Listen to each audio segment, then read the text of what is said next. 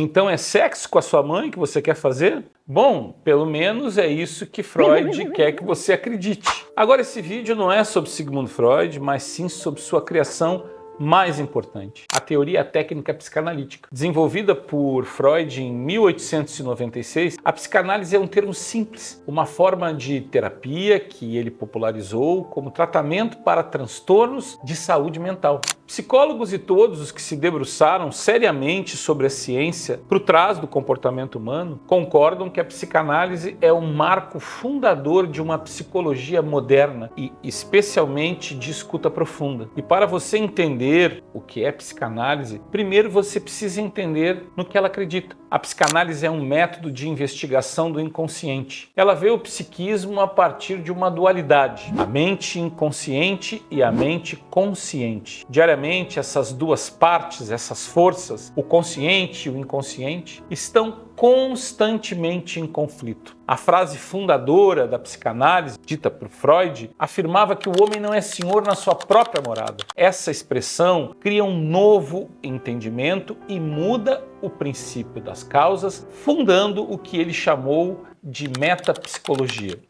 A psicanálise propõe que a psique humana, a mente, é composta por três instâncias distintas: o id, o ego e o superego. O id inclui todos os seus desejos imediatos, seu desejo por comida, sexo e agressão. É instintivo, impulsivo e imediatista. Não tem moralidade. Apenas deseja busca e atenção ao desejo primitivo. O superego, por outro lado, é como seu juiz, seu ministro do Supremo Tribunal. Essencialmente, ele lhe diz o que é certo e errado, com base no que você aprendeu ser socialmente aceitável, especialmente as regras que viveu com suas figuras e seus objetos primeiros de amor. E o ego é essencialmente o que governa, o Estado democrático, que ouve todos os lados, analisa todas as informações e dá a decisão final sobre como você deve se comportar. Consegue imaginar a fera, o juiz e o governo, todos na mesma sala, resolvendo as coisas na porrada?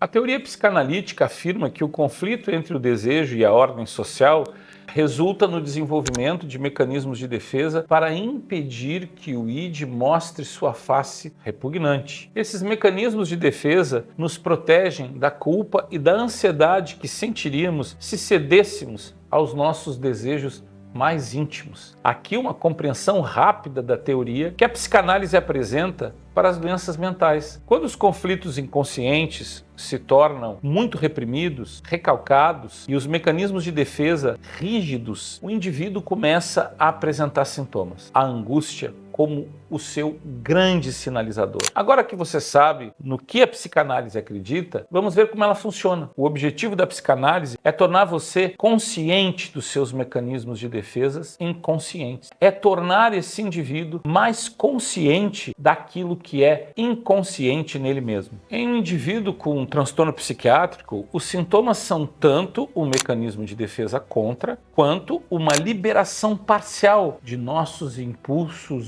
ditos inaceitáveis. A psicanálise clínica busca ajudar a pessoa a identificar suas defesas e ressignificar vivências traumáticas, atendendo seus desejos mais profundos. Autonomia psicológica e expressão madura desses desejos são o desafio da travessia da clínica psicanalítica. A regra de ouro da análise freudiana é a associação livre, a cura pela palavra. Deitado no divã, o paciente fala livremente, atuando e reeditando com o seu analista seus conflitos mais profundos e suas dores psíquicas. Você está deitado no divã, pronto para tornar seu inconsciente consciente. Mas e agora? Quando você pensa em psicanálise, pode associá-la à análise de sonhos. Sonhar com aranhas significa que você se sente excluído de um grupo, ou sonhar com lava significa que você pode ter alguma questão de raiva profunda, ou talvez você associe atos falhos freudianos para praxias, aqueles que pequenos erros na fala que revelam pensamentos inconscientes. E de fato, acredita-se que esses sejam pequenos indícios desse mundo às avessas. Mas o aspecto mais importante da psicanálise é, sem dúvida, a livre associação. É aqui que o paciente diz tudo que lhe vem à mente. Por mais trivial, incoerente, repulsivo, ou até lhe pareça uma bobagem, parece simples, Não é exatamente. Acaba sendo incrivelmente difícil falar livremente porque as defesas estão armadas, enraizadas e trabalhando contra. Para superar isso, a psicanálise possui uma série de métodos de intervenção. Vamos tentar falar, diz o analista primeiro. Diga-me o que você pensa, como quem assiste um trecho de uma novela, de um filme, ou como quem olha pela janela do ônibus numa viagem. Fale tudo que lhe vem à mente, não exclua nada. Pronto, o paciente começa a associar um cachorro, um brinquedo, a imagem da mãe, uma situação do trabalho, casaco, coração. Não sei por que estou falando isso, não sei porque me veio essa imagem, essa cor ou esse trecho de filme. Estou com vontade de chorar, não sei o que são essas lágrimas. Bom trabalho. Você conseguiu. Me fale mais sobre esse material. Foi fácil? Foi difícil? Quanto tempo você precisou para poder fazer emergir esse conteúdo? Alguma dessas situações te surpreendeu? Esses são os tipos de intervenções que o analista procura examinar e dialogar com o seu analisando. Supostamente, isso não proporciona uma visão direta do inconsciente, porque o inconsciente nunca comunica de forma concreta. Ele é atemporal, caótico. Esse conjunto de vivências partilhadas, imagens, palavras, que por hora podem até soar sem significado, é o que engaja o indivíduo no processo de associação livre. Quando o paciente consegue fazer isso, ele se torna mais disposto a recordar, a trazer sonhos, as memórias da infância, mesmo que sejam percebidas de forma ameaçadora. Enquanto o paciente fala, o analista presta atenção ao conteúdo, ao mesmo tempo em que examina a fala em busca de elementos sutis, em particular no processo transferencial e contratransferencial. Aqui está uma situação em que o paciente estava falando sobre um relacionamento com a mãe. Analista, diga-me como sua mãe tratava seus outros irmãos, diz o paciente. Bem, eu acho que ela era legal, porque estamos falando dos meus irmãos. Isso deveria ser sobre mim. Eles não estão aqui pagando por essa sessão, então eu prefiro falar sobre o que eu estava dizendo antes. O analista intervém. Você parece estar com raiva de mim, diz o paciente.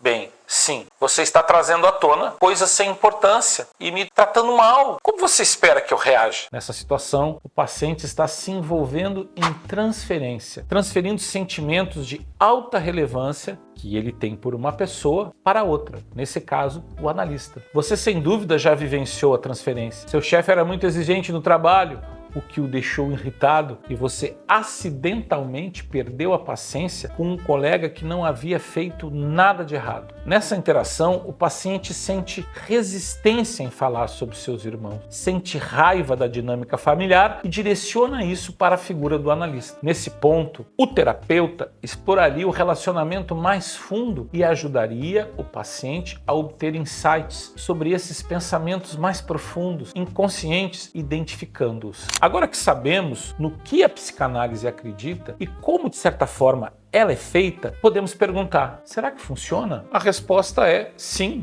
funciona. Freud inaugurou uma maneira completamente nova de compreender a psicodinâmica da mente humana. E a psicanálise segue sendo uma das tradições clínicas e científicas mais influentes da história da ciência moderna. Seu legado atravessa a arte, a literatura, a filosofia e a prática de terapeutas e analistas até hoje. Estudos clínicos, pesquisas e décadas de práticas mostram que a psicanálise oferece um espaço, um lugar profundo de acesso e transformação à subjetividade, permitindo que pacientes e a própria sociedade entrem em contato com suas questões mais ocultas, conflitos inconscientes e estruturas intrapsíquicas que moldam o que somos até hoje. Não é apenas um tratamento, é um processo de autoconhecimento profundo, radical e libertador. Em pesquisas que comparam a psicanálise com outras abordagens, os resultados demonstram benefícios significativos para os pacientes, suas famílias e muitas vezes sustentados ao longo dos anos. A profundidade da investigação psicológica, da linguagem, dos afetos e da história de cada pessoa é algo único e muito particular particular do método psicanalítico. A psicanálise não busca pressa, ela não tem compromisso com a velocidade, mas com o passo. Ela se apoia na construção de uma relação sólida no tempo necessário para que o inconsciente apareça e para que o sujeito e seus desejos possam se fazer elaborar, simbolizar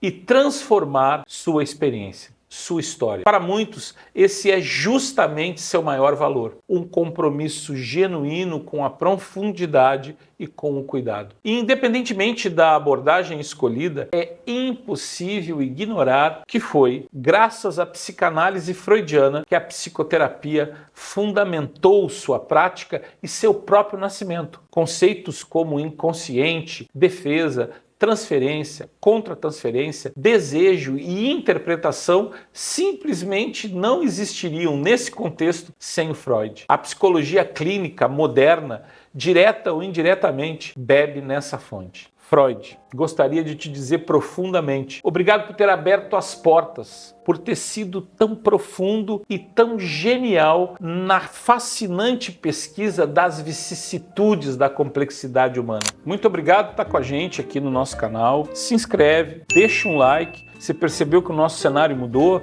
Tem um Freud ali, né? Se você gostou mais desse ou gostou do outro cenário, deixa seu comentário, comenta também sobre o material. Vamos iniciando uma série de vídeos que vão, com certeza, contribuir para a sua formação e para o seu crescimento. Até o próximo!